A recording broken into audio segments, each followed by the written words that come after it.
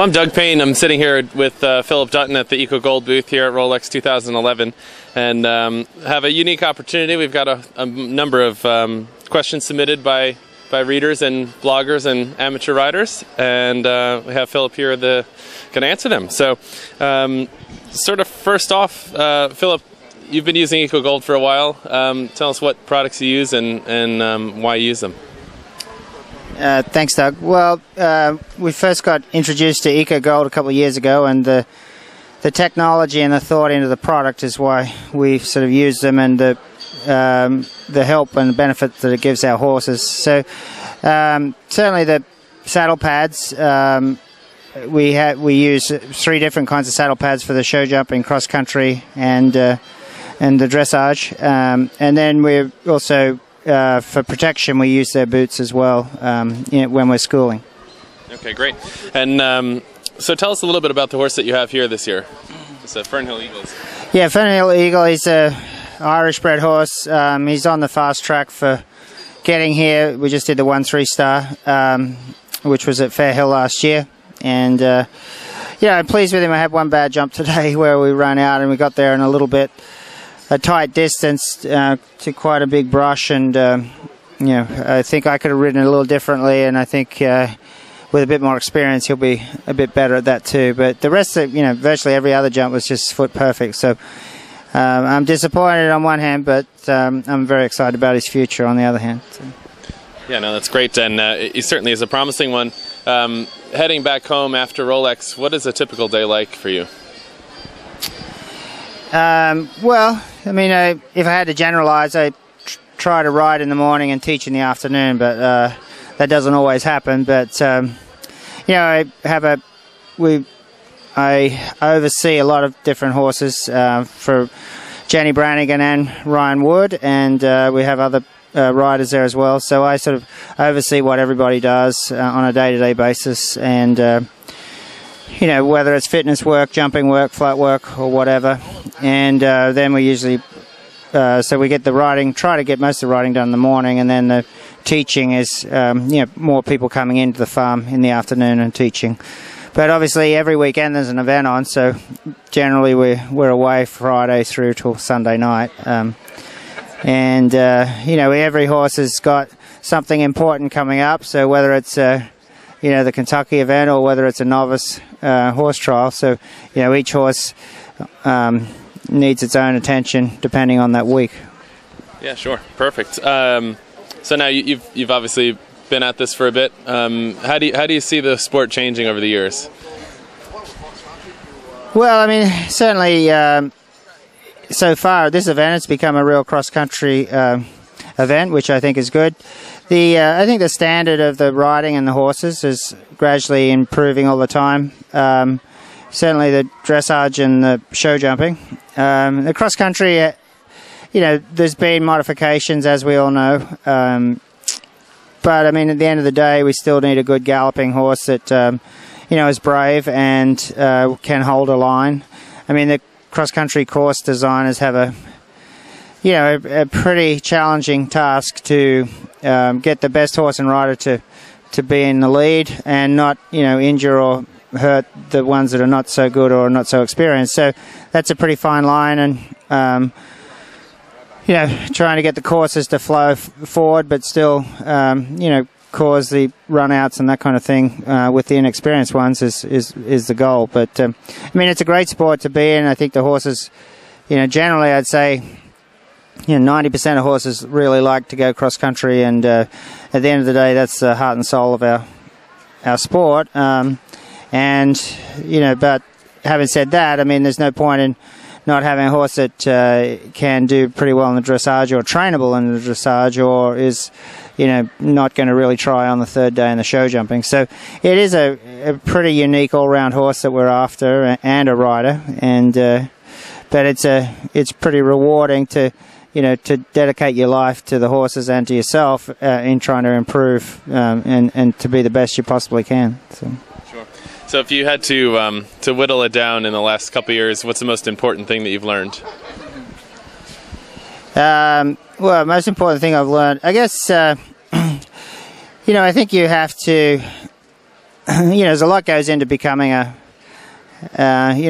established event rider. Certainly you need to get people behind you that are going to support you, and you need to find the horses, and then you need to find a way to become a good rider. And so I guess if I had to put it in a nutshell, it's trying to surround yourself with the best possible people that you can get, and that means best possible owners, best possible vets and farriers, best possible coaches.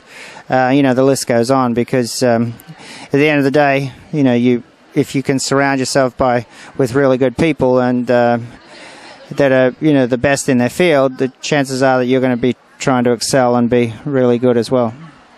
Well, perfect. Well, you've got you've been very successful in sort of finding a number of up-and-coming horses that you've been able to then train and obviously compete and do great things internationally.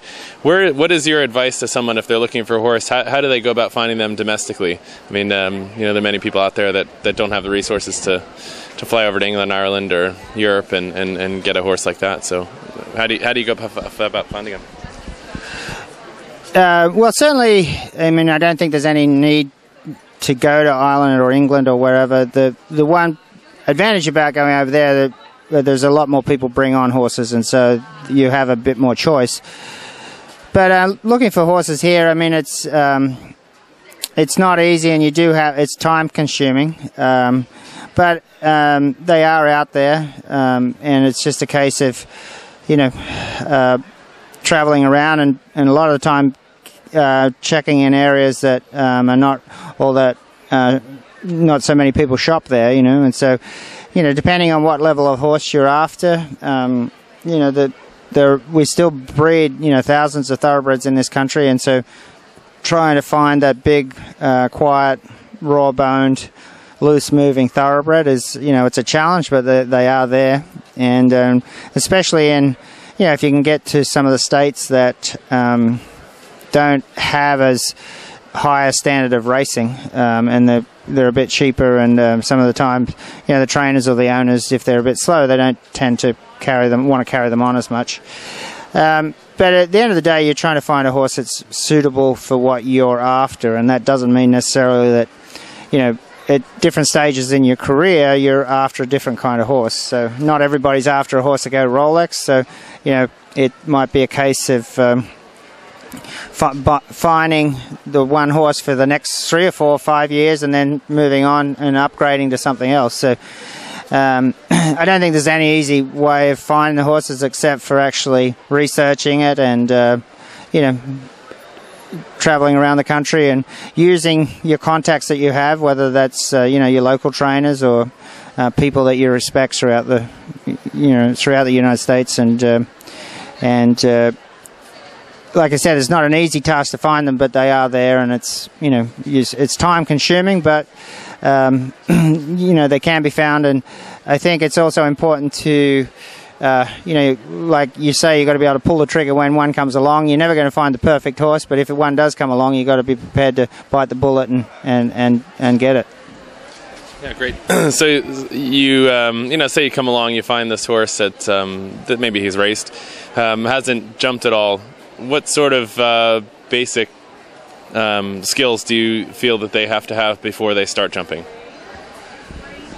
Well, certainly their attitude and how quiet they are or how sensible they are plays a part. You've got to remember that we spent literally years and years training the horses. So having a horse that's got an attitude or a personality that's conducive to being trained is important, and that's a little hard to judge with a horse straight off the racetrack, but you can get an idea from it, and also asking around with the grooms and the different people to see how sensible or quiet the horse was.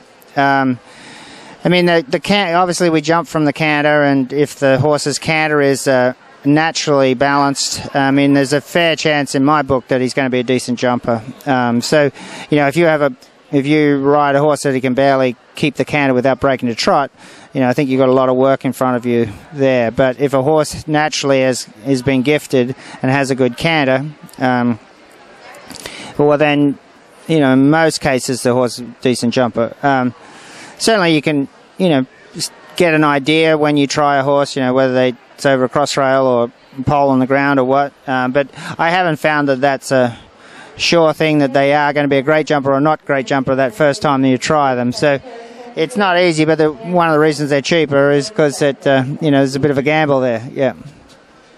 So then you get these horses, and maybe it is walk, trot, canter, and you start to get out and get competing a bit. And how do you go about planning the season for each of your horse? I mean, you go in the January or December or whatever that is. How do you go about mapping out what horse does what competitions?